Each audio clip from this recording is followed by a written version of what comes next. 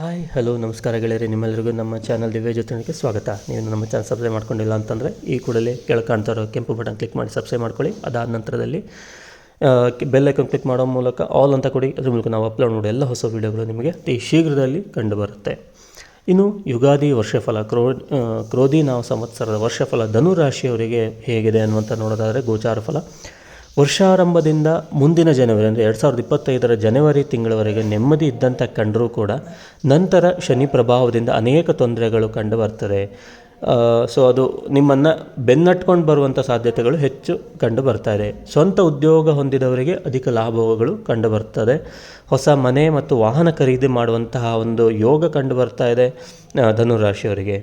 ಷೇರು ವ್ಯವಹಾರದಲ್ಲಿ ಹೆಚ್ಚಿನ ಲಾಭ ಪಡೆದು ನೀವು ಮತ್ತೆ ಹೊಸ ಶೇರ್ ಖರೀದಿ ಮಾಡುವಂತಹ ಒಂದು ಅವಕಾಶಗಳು ಕೂಡ ಕಂಡು ಬರ್ತಾ ಇದೆ.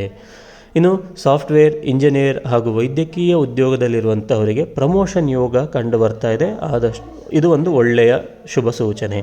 ಹಾಗೆ ಹೊಸ ಉದ್ಯೋಗ ಹುಡುಕ್ತಾ ಇರುವಂಥವ್ರಿಗೆ ಕೂಡ ಉದ್ಯೋಗ ಸಿಗುವಂತಹ ಸಾಧ್ಯತೆಗಳು ಕೂಡ ಕಂಡು ಬರ್ತಾ ಇದೆ. ಅಂದರೆ ಉದ್ಯೋಗ ಲಾಭ ಅಂತ ಹೇಳ್ಬೋದು.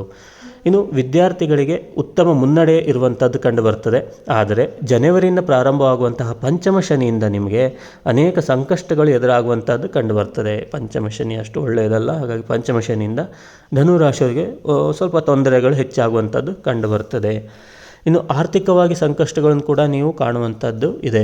ಆರ್ಥಿಕ ಸಂಕಷ್ಟಗಳು ಕೂಡ ಬಂದು ಒದಗುವಂಥದ್ದು ಕಂಡು ಬರ್ತಾ ಇದೆ. ಈ ಎಲ್ಲ ತೊಂದರೆಗಳ ನಿವಾರಣೆಗಾಗಿ ನೀವು ದೇವಿ ಆರಾಧನೆ ಮತ್ತು ಪ್ರತಿನಿತ್ಯ ಶನಿ ಕವಚ ಪಠಣವನ್ನು ಮಾಡೋದ್ರ ಮೂಲಕ ಎಲ್ಲ ತೊಂದರೆಗಳ ನಿವಾರಣೆ ಮಾಡಿ ಉತ್ತಮವಾದಂತಹ ಫಲಗಳನ್ನು ಪಡೆಯಿರಿ ಅಂತ ನಿಮ್ಮಲ್ಲಿ ಹೇಳ್ತೇನೆ.